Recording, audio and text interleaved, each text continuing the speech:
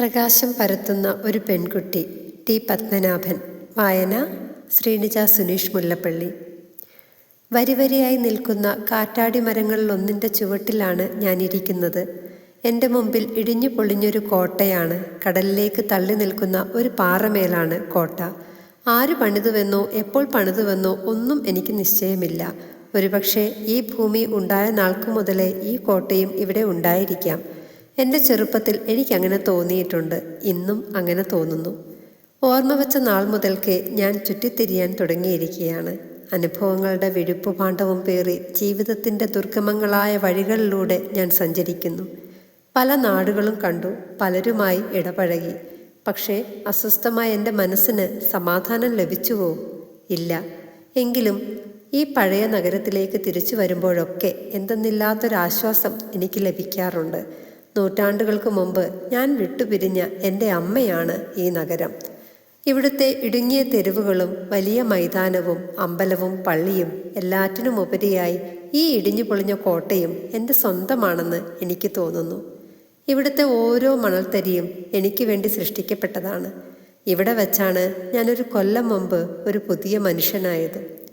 മറയാൻ പോകുന്ന സൂര്യൻ്റെ രശ്മികൾ കാറ്റാടിയുടെ തൂങ്ങിക്കിടക്കുന്ന ചില്ലകളിലൂടെ കടന്നു വരുമ്പോൾ ആളുകൾ കടൽക്കരയിൽ നിന്നും മടങ്ങുകയായിരുന്നു. കുറച്ചു പേരേ ഉണ്ടായിരുന്നുള്ളൂ. ഉള്ളവരിലധികവും പ്രായം കൂടിയവരായിരുന്നു താനും. മഞ്ഞു വീഴുന്നതിന് മുമ്പേ വീട്ടിലെത്തണമെന്ന നിർബന്ധത്തോടെയാണ് അവർ നടന്നിരുന്നത്. കഴുത്തിൽ മഫ്ലെയർ ചുറ്റിക്കെട്ടി വലിയ ചൂരൽ വടികൾ ചുഴറ്റിക്കൊണ്ട് അവരെന്നെ കടന്നുപോയി. ചെറുപ്പക്കാർക്ക് ഒരു ബന്ധപ്പാടും കണ്ടില്ല. കൈകോർത്തു പിടിച്ചും തോളോട് തോളൊരുമിയും അവർ പതുക്കെ നടന്നകന്നപ്പോൾ എന്തുകൊണ്ട് ഇരുട്ട് വേഗം പരക്കുന്നില്ല എന്ന വിഷാദമേ അവർക്കുള്ളൂവെന്ന് എനിക്ക് തോന്നി. അവരാരും എന്നെ ശ്രദ്ധിച്ചില്ല. പക്ഷേ ഞാൻ അവരെ സൂക്ഷിക്കുന്നുണ്ടായിരുന്നു.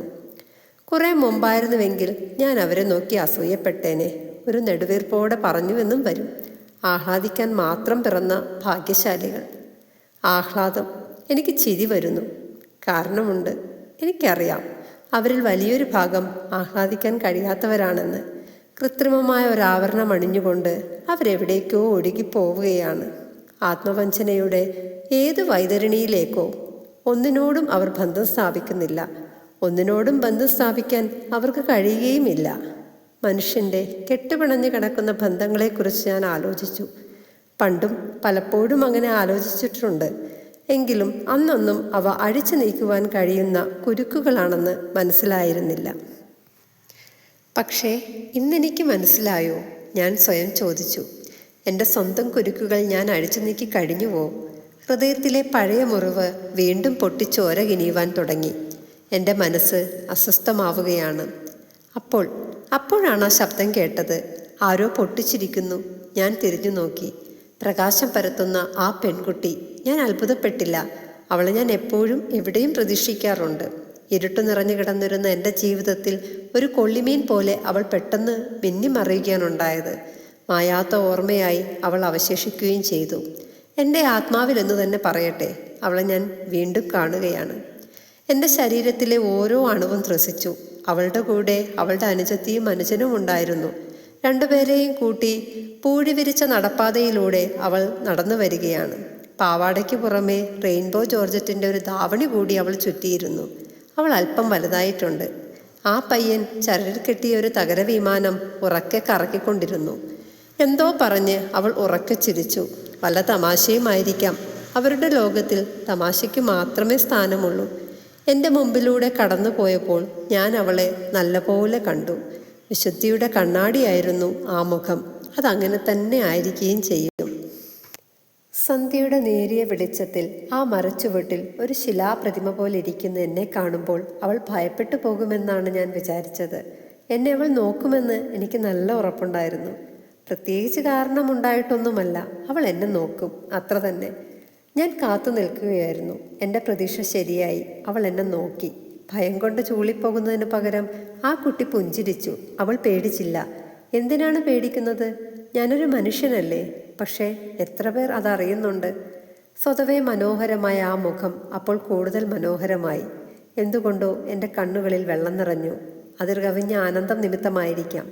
അവൾക്കെന്നെ മനസ്സിലായോ എന്തോ. കണ്ണിൽ നിന്നും അറിയുന്നത് വരെ ഞാൻ അവളെ തന്നെ നോക്കിക്കൊണ്ടിരുന്നു. കാറ്റാടിയുടെ ചില്ലുകൾക്കിടയിലൂടെ ചൂളം വിളിക്കുന്ന കാറ്റും കോട്ടയുടെ പാറക്കെട്ടിൽ വന്നടിയുന്ന തിരയും ആ പെൺകുട്ടിയുടെ പൊട്ടിച്ചിരി ആവർത്തിക്കുകയാണെന്ന് എനിക്ക് തോന്നി.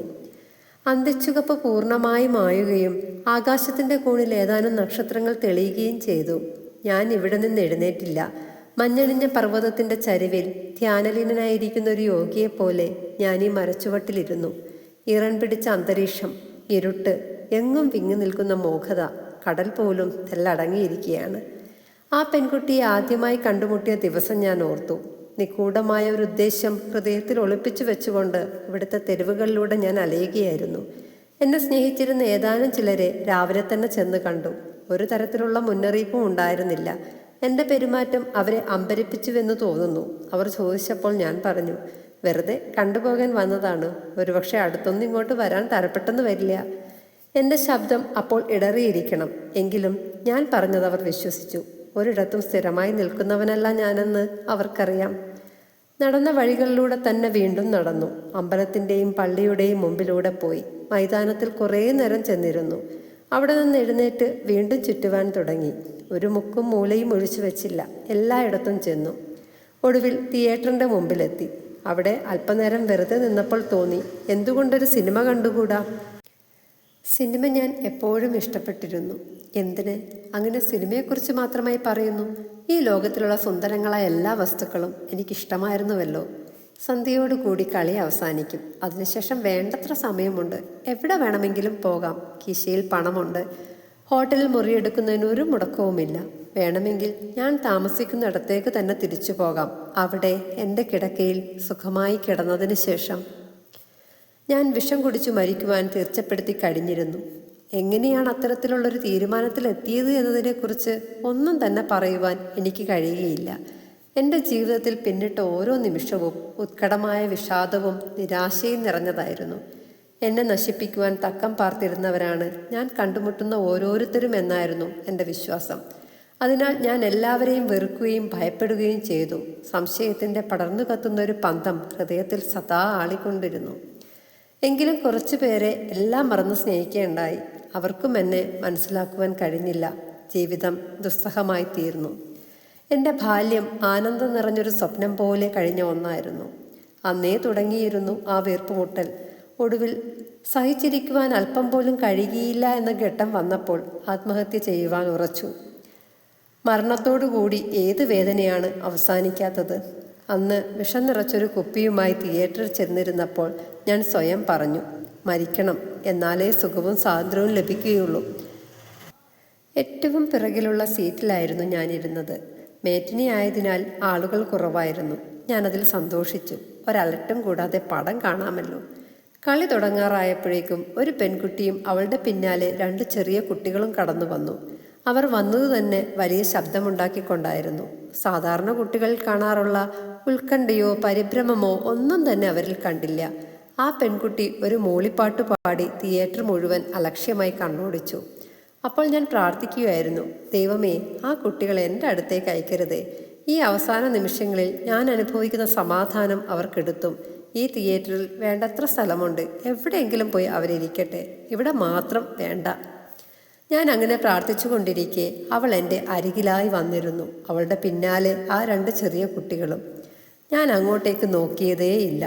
എന്നെ ബുദ്ധിമുട്ടിക്കുവാനല്ലെങ്കിൽ പിന്നെ എന്തിനവരെൻ്റെ അടുക്കൽ തന്നെ വന്നിരുന്നു? ആ പെൺകുട്ടി തൻ്റെ അനുജത്തിയോടും അനുജനോടും കലപിലയെന്ന് തമിഴും മലയാളവും കലർന്ന ഭാഷയിൽ സംസാരിക്കുവാൻ തുടങ്ങി. വലിയ ധൃതിയിലായിരുന്നു. സംസാരിച്ചു കൊണ്ടിരിക്കെ പെട്ടെന്നത് നിർത്തി. ഏതെങ്കിലും ഒരു പാട്ടിൻ്റെ 2 വരി മൂളുന്നതിലും അവൾ വലിയ മിടുക്ക് കാണിച്ചു. ഇടയ്ക്കിടെ ഒരു കാട്ടുചോല പാറക്കെട്ടിൽ ചെന്നടിച്ച് ചിന്നിച്ചിതറുന്നത് പോലെ പൊട്ടിച്ചിരിക്കുകയും ചെയ്തു. സിനിമ ആരംഭിച്ചു. ടെക്സാസിലെ വിശാലമായ പുൽമൈതാനങ്ങളിലൊന്നിൽ തങ്ങൾ സ്നേഹിക്കുന്ന ഒരു പെണ്ണിനു വേണ്ടി ചോര ചിന്തുവാൻ 2 ചെറുപ്പക്കാർ തയ്യാറായി നിൽക്കുകയാണ്. വെടി പൊട്ടുന്നു. മനുഷ്യർ പിടഞ്ഞു വീഴുന്നു. കുതിരകൾ പായുന്നു. ആയിരക്കണക്കിലുള്ള പശുക്കളെ ശത്രുക്കൾ തെളിച്ചു കൊണ്ടുപോകുന്നു. എൻ്റെ അടുത്തിരുന്ന ആ പെൺകുട്ടിയും അപ്പോൾ ടെക്സാസിലെ ഒരു ഗോശാലയിലായിരുന്നു. അവൾക്ക് സ്വസ്ഥത തീരെയുണ്ടായിരുന്നില്ല. ഒരു കുതിര മറിഞ്ഞു വീണപ്പോൾ ഉള്ളിൽ തട്ടിയ വ്യസനത്തോടെ അവൾ പറഞ്ഞു, പാവം. ഡേവിഡ് ഫാരറുടെ ബീഭത്സമായ മുഖം ക്ലോസപ്പിൽ കണ്ടപ്പോൾ അവൾ പറഞ്ഞുപോയി, ആയ്. അങ്ങനെ പറഞ്ഞ് അവൾ സീറ്റിൻ്റെ പുറകിലേക്ക് വലിഞ്ഞു. ഏതോ ഒരക്രമിയുടെ കൈക്ക് വെടികൊണ്ടപ്പോൾ അവൾ എന്നെ കൂടി പിടിച്ചു കുലുക്കി. സപാഷ്, അങ്ങനെ വേണം അല്ലേ? യാതൊരു സ്തോഭവും പ്രകടിപ്പിക്കാതെ തിരശ്ശീലയിലേക്ക് തന്നെ നോക്കിയിരിക്കുമായിരുന്നു ഞാൻ. എനിക്ക് ആശ്ചര്യം തോന്നി. ചൈതന്യത്തിൻ്റെ ഒരു സ്ഫുലിംഗമാണല്ലോ ഈ പെൺകുട്ടി. ആ കുട്ടിയുടെ നേരെ ഉണ്ടായിരുന്ന നീരസം പതുക്കെ പതുക്കെ നീങ്ങിപ്പോയി. അവൾ എൻ്റെ കൈക്ക് പിടിച്ച് ചോദിച്ചു, നിങ്ങൾ എനിക്കതിൻ്റെ കഥ പറഞ്ഞു തരുമോ? ഞാൻ അവളുടെ മുഖത്തേക്ക് സൂക്ഷിച്ചു നോക്കി. അവളുടെ മൂക്കുത്തിയിലെ വൈരം പോലെ തന്നെ അവളുടെ മുഖവും തിളങ്ങുന്നു. പറയൂ, എനിക്ക് പറഞ്ഞു തരില്ലേ? എനിക്ക് പറഞ്ഞു തരില്ലേ? എനിക്കൊന്നും മനസ്സിലാകുന്നില്ല. ഞാൻ ഇക്കൊല്ലം 6ാം ക്ലാസ്സിലായിട്ടേ ഉള്ളൂ. അപ്പോൾ എനിക്കുണ്ടായ സന്തോഷം. ആദ്യമായാണ് ഒരു കുട്ടി എന്നോട് അത്ര സ്നേഹത്തോടും സ്വാതന്ത്ര്യത്തോടും കൂടി ഒരു കാര്യം ആവശ്യപ്പെടുന്നത്.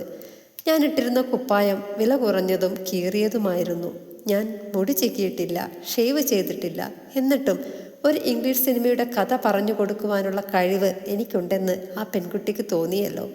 ഒരിക്കൽ അമ്മയുടെ കൂടെ ആസ്പത്രിയിൽ പോയപ്പോൾ ഒരു നേഴ്സ് ചോദിച്ചത് ഞാൻ ഓർത്തു. മകനാണല്ലേ? അമ്മ പറഞ്ഞു, അതെ. ബീഡിപ്പണിയായിരിക്കും അല്ലേ? അമ്മയ്ക്ക് എന്തെങ്കിലും പറയുവാൻ കഴിയുന്നതിന് മുമ്പ് ഞാൻ പറഞ്ഞു, അതെ. പക്ഷേ ആ നേഴ്സ് പ്രായം ചെന്നവളായിരുന്നു. എൻ്റെ അരികിൽ എൻ്റെ കഴിവിൽ വിശ്വാസമർപ്പിച്ചു കൊണ്ടിരിക്കുന്നത് ഒരു കൊച്ചു പെൺകുട്ടിയാണ് എന്നും സൂര്യപ്രകാശവും പനിനീർപ്പൂക്കളുമുള്ള ഒരു ലോകത്തിലാണ് അവൾ ജീവിക്കുന്നത്. ഇവിടെ ഇരുട്ടുമൂടി മുള്ളു നിറഞ്ഞു കിടക്കുന്ന മൂലകളേയില്ല. ഞാൻ അവൾക്ക് കഥ പറഞ്ഞു കൊടുത്തു. കളി പകുതി കഴിഞ്ഞപ്പോൾ ഞാൻ കേൾക്കുവാൻ വേണ്ടി അവൾ മനോഹരമായൊരു പാട്ടുപാടി. അതിലെ ഒരു വരി ഇങ്ങനെയായിരുന്നു, ചന്താരേ ജാരേ ജാരേ. പാട്ട് അസലായെന്ന് പറഞ്ഞപ്പോൾ അവൾ പറയുകയുണ്ടായി, അച്ഛനും എൻ്റെ പാട്ട് വലിയ ഇഷ്ടമാണ്. അനുജൻ്റെ കീശയിൽ നിന്നും ഒരു ചോക്ലേറ്റ് പാക്കറ്റ് എടുത്ത് അവൾ പൊളിച്ചു എനിക്കും തന്നു. മരിക്കാൻ പോകുന്ന എനിക്കാണ് അവൾ ചോക്ലേറ്റ് സൽക്കരിക്കുന്നതെന്ന് ഓർത്തപ്പോൾ ചിരിക്കാതിരിക്കാൻ കഴിഞ്ഞില്ല. ഞാൻ പറഞ്ഞു, വേണ്ട കുട്ടി, എനിക്ക് വേണ്ട. എങ്കിലും അവൾ വിട്ടില്ല. അതെന്താ, നിങ്ങൾ ചോക്ലേറ്റ് തിന്നില്ലേ? നിങ്ങൾക്കിഷ്ടമില്ലേ? എനിക്കിഷ്ടമാണ്. അമ്മ എപ്പോഴും എനിക്ക് ചോക്ലേറ്റ് തരും. നിങ്ങളുടെ അമ്മ നിങ്ങൾക്ക് ചോക്ലേറ്റ് തരാറുണ്ടോ? എൻ്റെ അമ്മ എനിക്ക് ചോക്ലേറ്റ് തരാറുണ്ടോ എന്ന്. ഒരുപക്ഷെ അവൾ വിചാരിച്ചിരിക്കും ഞാനും ഒരു കുട്ടിയാണെന്ന്. അവളുടെ നിർബന്ധത്തിന് വഴങ്ങി ഞാൻ ചോക്ലേറ്റ് തിന്നു. സിനിമ അവസാനിച്ചപ്പോൾ അവൾ പറഞ്ഞു, ഇപ്പോഴൊന്നും തീരണ്ടായിരുന്നു. ഞങ്ങൾ പുറത്തിറങ്ങി. സന്ധ്യയാകാറായിരുന്നു. അവൾ ചോദിച്ചു, നിങ്ങളിനി എപ്പോഴാണ് സിനിമയ്ക്ക് വരിക? ഞാനൊന്നും പറഞ്ഞില്ല. അടുത്ത ആഴ്ച വരുമോ? എന്താ, വരാൻ കഴിയില്ലേ? എനിക്ക് തമാശ തോന്നി. ഞാൻ പറഞ്ഞു, അമ്മ സമ്മതിച്ചാൽ വരും. അവൾ പൊട്ടിച്ചിരിച്ചു. അമ്മയോട് പറയണം ഞാനും വരുന്നുണ്ടെന്ന്. എനിക്ക് ചിരിക്കുവാൻ കഴിഞ്ഞില്ല. അനുജത്തിയും അനുജനും പോകുവാൻ തിരക്ക് കൂട്ടുകയാണ്. ആ പെൺകുട്ടിയെ വിട്ടുപിരിയുന്നതിൽ എനിക്ക് സങ്കടം തോന്നി. അവൾ പറഞ്ഞു, ഞാൻ കാത്തിരിക്കും. ഞാൻ വെറുതെ മൂളി, ഓ. ചിരിയോ? Good bye. ആ കുട്ടികളെയും കൂട്ടി അവൾ പോയി. ഞാൻ അവളെ തന്നെ നോക്കി നിന്നു. അവൾ വളർന്നു വലുതാകുന്നതും വിവാഹിതയാകുന്നതും ഞാൻ കണ്ടു. എൻ്റെ ഹൃദയം വേദനിച്ചു. ഞാൻ ഏകാകിയാണ്. ഞാൻ ദുഃഖിതനാണ്. പക്ഷേ അടുത്ത നിമിഷം തന്നെ ഞാൻ ഓർമ്മിച്ചു, ആ കുട്ടി സ്വയം സന്തോഷിക്കുകയും മറ്റുള്ളവർ സന്തോഷിക്കണമെന്ന് ആഗ്രഹിക്കുകയും ചെയ്യുന്നവളാണ്. ഞാൻ തനിച്ച് വീട്ടിലേക്ക് നടന്നു. ഒരു ഇരുട്ടറയിൽ ഏറെ നേരം ശ്വാസം മുട്ടിക്കിടന്നതിന് ശേഷം തുറന്ന ഒരു മൈതാനത്തിലേക്ക് കടന്നു ചെന്ന പോലെയുള്ളൊരനുഭവം. മനസ്സിൽ ഞാൻ അറിയാതെ തന്നെ ഒരു പരിവർത്തനം നടക്കുകയായിരുന്നു. അന്ന് രാത്രി ഞാൻ വിഷം കുടിച്ചു മരിച്ചില്ല. അതിനുശേഷം 1 കൊല്ലം കഴിഞ്ഞിരിക്കുന്നു. ഞാൻ വീണ്ടും പഴയ പോലെ ഒരിടത്തും സ്ഥിരമായി നിൽക്കാതെ കഴിഞ്ഞുകൂടുകയാണ്. ഇപ്പോൾ മറ്റുള്ളവർ എന്താണ് എന്നെപ്പറ്റി പറയുന്നതെന്നറിയാൻ ഞാൻ ആഗ്രഹിക്കാറില്ല. എന്തു വേണമെങ്കിലും പറയാം. ഒരാക്ഷേപവുമില്ല. കഴിഞ്ഞു പോയതൊക്കെ ഒരു പുക പോലെ മാത്രമേ കാണുവാൻ കഴിയുന്നുള്ളൂ. അതിനാൽ യുക്തിക്ക് യാതൊരു സ്ഥാനവുമില്ല. ഒരു സമാധാനമേ ഉള്ളൂ. മനുഷ്യൻ്റെ ജീവിതത്തിൽ യുക്തിക്ക് വിശദീകരിക്കുവാൻ കഴിയാത്ത പലതും സംഭവിക്കാറുണ്ടല്ലോ.